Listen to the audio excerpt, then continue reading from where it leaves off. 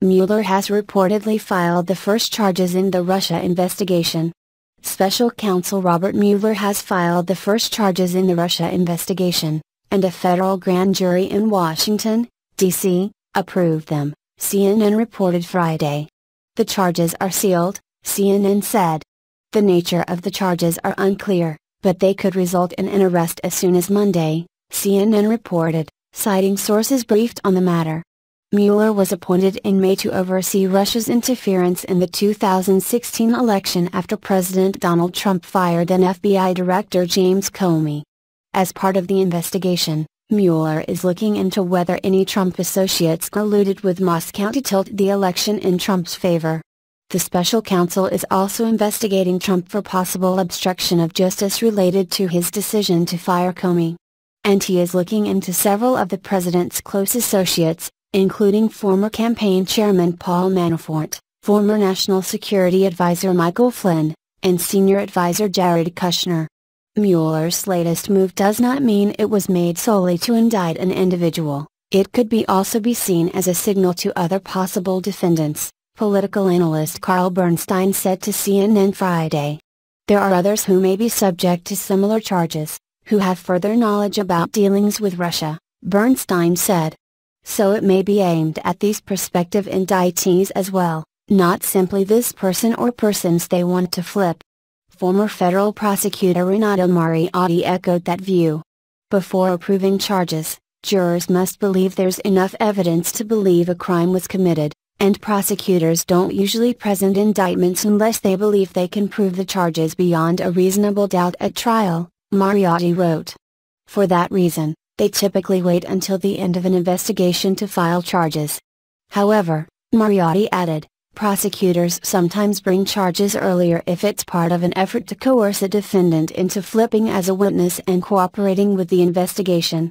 The obvious candidate in this case, he said, is Manafort.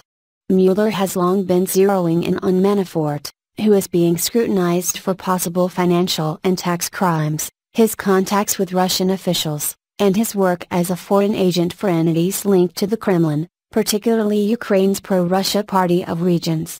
In addition to working with the U.S. Attorney's Office in Manhattan, Mueller is collaborating with New York Attorney General Eric Schneiderman to probe Manafort's finances. Investigators have also been homing in on Manafort's activities outside of his business dealings. Last month, it emerged that U.S. investigators obtained a FISA warrant to wiretap Manafort before and after the election.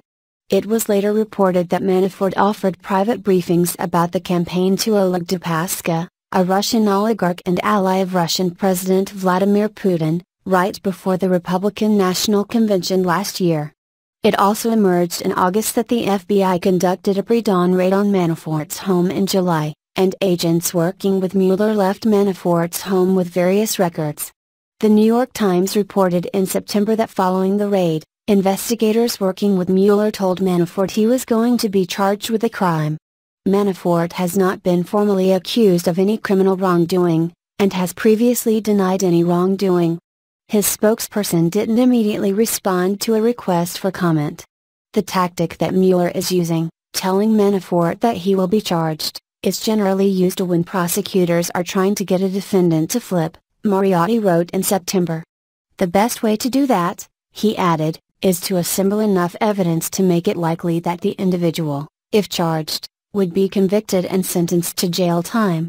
They absolutely have something because they got a search warrant, Joseph Pelcher, a former FBI counterintelligence agent who was stationed in Russia and specialized in organized crime, told Business Insider in a recent interview of Mueller's scrutiny of Manafort.